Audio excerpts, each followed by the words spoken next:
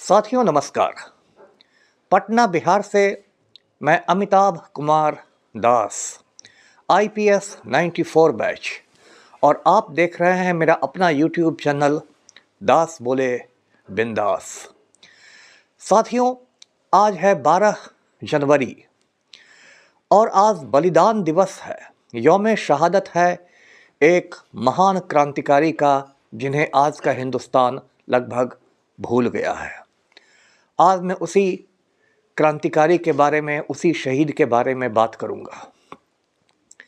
इस अमर शहीद का नाम था मास्टर सूर्य सेन। मास्टर सूर्य सेन, जैसा उनके नाम से ही मालूम होता है, स्कूल टीचर थे, स्कूल शिक्षक थे और वे चटगांव शहर में पढ़ाया करते थे। चटगांव एक बहुत बड़ा बंदरगाह है। पहले ये हिंदुस्तान का हिस्सा हुआ करता था, अब ये बांग्लादेश में है। मास्टर सूर्य सेन अपने छात्र छात्राओं में बहुत पॉपुलर थे और उनके जो विद्यार्थी थे वो उन्हें प्यार से मास्टर दा कहते थे। आप जानते हैं बांग्ला भाषा में बड़े भाई को दादा या दा कहते हैं। मास्टर दा का मतलब हुआ कि वो लड़के लड़कियों के मास्टर भी थे और बड़े भाई भी थे। ये लगभग 100 बरस पहले का हिंदुस्तान था। उस ज़माने में ना तो इंटरनेट था, ना टीवी था, ना फेसबुक, ना व्हाट्सएप, ना इंस्टाग्राम, कुछ नहीं था। वो अखबारों का ज़माना था। मास्टर सूर्य सेन अखबारों को बड़े चाव से पढ़ते और देश दुनिया की खबरों पर नज़र रखते थे। एक दिन उन्होंने अखबारों में पढ़ा कि आयरलैंड की राजधानी डबलिन में आयरिश क्रांतिकारियों ने अंग्रेजों के शस्त्रागार पर कब्जा कर लिया है। शस्त्रागार उस जगह को कहते हैं जहां हथियार रखे जाते हैं। तो जो आयरिश क्रांतिकारी थे उन लोगों ने अंग्रेजों के शस्त्रागार पर कब्जा कर लिया था। ये खबर पढ़ के मास्टर सूर्य सेन के दिमाग में एक ख्याल बिजली की तरह कौंधा, क्योंकि चटगांव शहर में भी अंग्रेजों का बहुत बड़ा शस्त्रागार था जहां उनके हथियार रहते थे, उनका गोला बारूद रहता था।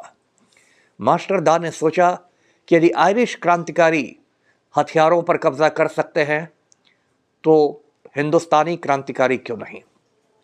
मास्टर दा ने ये बातें अपने खास जो उनके प्रिय थे छात्र छात्राएं उनको बताई और वे लड़के लड़कियां भी जोश में आ गए।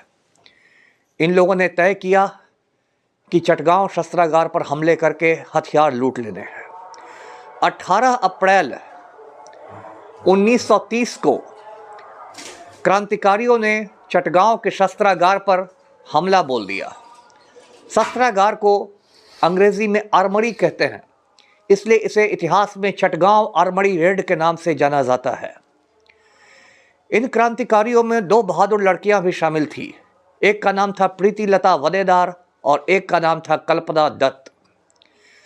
क्रांतिकारियों ने हथियार तो लूट लिए मगर गोला बारूद उनके हाथ नहीं लग सका।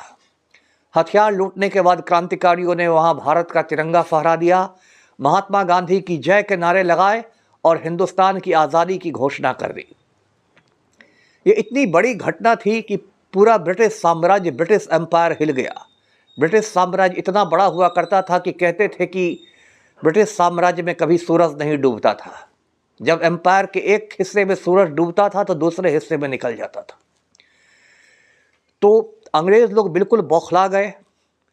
इस घटना के 2-3 दिन बाद चटगांव के आसपास जो जलालाबाद की पहाड़ियां हैं उसमें क्रांतिकारियों को घेर लिया गया। मुठभेड़ में कई अंग्रेज सिपाही मारे गए, कई क्रांतिकारी भी शहीद हुए, लेकिन मास्टर सूर्य सेन यानी मास्टर दा अंग्रेजों को चकमा देकर भागने में सफल हुए। 2-3 साल तक मास्टर दा अंग्रेजों को छकाते रहे।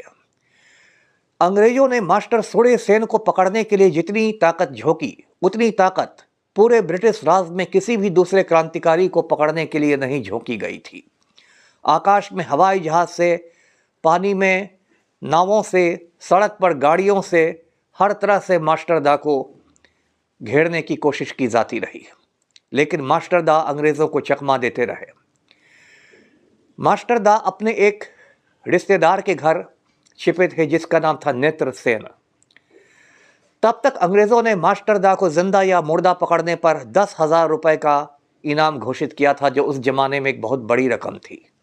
मास्टर दा के रिश्तेदार के मन में लालच आ गया, उसने अंग्रेज़ों को सूचना दे दी और मास्टर दा की गिरफ्तारी हो गई। गिरफ्तारी के बाद मास्टर दा को बहुत यातनाएं दी गई, उनके हाथ पैर के नाखून उखाड़ दिए गए और आज के ही दिन 12 जनवरी को 1934 को 1934 को मास्टर सूर्य सेन को फांसी पर लटका दिया गया। अंग्रेज उनसे इतना खौफ खाते थे कि मरने के बाद भी उनकी लाश को उनके रिश्तेदारों को नहीं सौंपा गया, क्योंकि अंग्रेज़ों को डर था कि मास्टर दा का जहां अंतिम संस्कार होगा वहां लोग स्मारक बना देंगे। इसलिए मास्टर सूर्य सेन की लाश को बंगाल की खाड़ी में फेंक दिया गया और उसे समंदर की उफनती लहरों ने लील लिया। अब आप ये सोच रहे होंगे कि नेत्र सेन जिसने गद्दारी की थी उसको इनाम मिला या नहीं, तो मैं बता दूं कि नेत्र सेन अपना इनाम नहीं ले सका।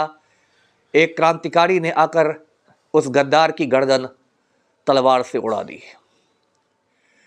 साथियों, मास्टर सूर्य सेन को लोग याद रखते हैं और पिछले कुछ सालों में बॉलीवुड में उन पर 2 हिंदी फिल्में बनाई गई हैं।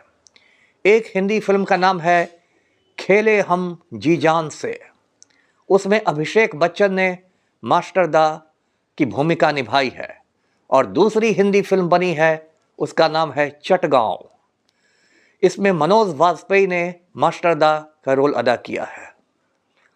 तो आज के हिंदुस्तान में जब बागेश्वर बाबा जैसे ढोंगी महाराज के लोग दीवाने हो रहे हैं, उस हिंदुस्तान में मास्टर दा को भुला दिया गया है। मास्टर सूर्य सेन को, मास्टर दा को मेरा क्रांतिकारी सलाम।